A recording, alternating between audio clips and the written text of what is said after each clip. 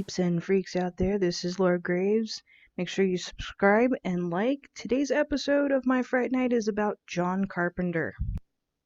Before we get in today's episode, I wanted to go ahead and start off with today's sick moment of horror, which would be that John Carpenter produced the music on Halloween by himself, and to this day he still produces his own music because it's cheaper. My father had a Brownie movie camera. So 8mm is where I started. Then I graduated to a little bit better one. I had a Uming, a German camera, which had a stop motion. It had a single frame on it, so I could animate. Then I went to USC, graduated 16mm, and finally 35 later. While John Carpenter is definitely known for his first film, Halloween, he's also done numerous forms of other film, and the reason he actually got into this was he wanted to produce westerns. Today we're going to look at 3 films that I wanted to pick out and point out to you guys, whether you've seen them or not. And hopefully if you have not seen them, you'll have a chance to check them out.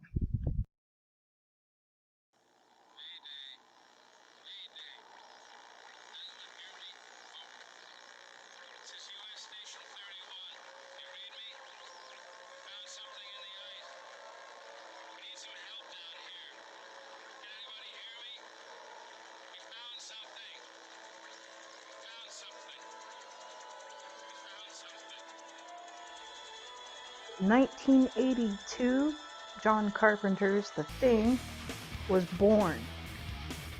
In Antarctica, a group of American scientific researchers find that a helicopter shoots at a sled dog. When they take in the dog, it brutally attacks the humans. In the canine camp, and then discover the beast can assume the shape of its victims. This started out very much of an influence for the beginning of Cabin Fever by Eli Roth.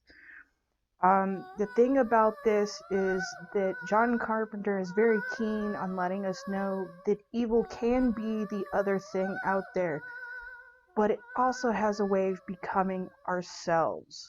Another fun fact that you'll find in most Carpenter films is that the actor Kurt Russell has done quite a few of his movies.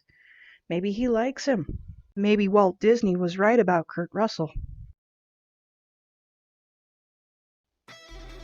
Just 10 months after a strange event took place in a small California town of Midwich, everyone in the village mysteriously fell unconscious. And when they woke up, 10 women were pregnant and gave birth all on the same day. They discovered that the children began to grow at an alarming pace and possessed certain powers. This film was brought to us in the year of 1995, and it starred actress Kirstie Alley and the Man of Steel himself. This man, Christopher Reeves, was indeed Superman. Unfortunately, this was the last film that Christopher Reeve did before he had his accident on a horseback, leaving him paralyzed. Also, this was filmed in the same town that John Carpenter's The Fog was actually shot in as well. The child, David, who was unlike the other children, who was played by Michael Decker, would go on to further fame when he starred as John Connor in the Sarah Connor Chronicles on Fox.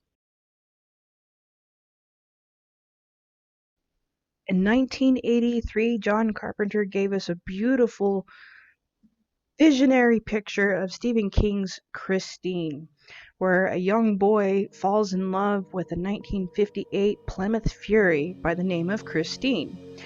The two form a bond that is unbreakable even in death.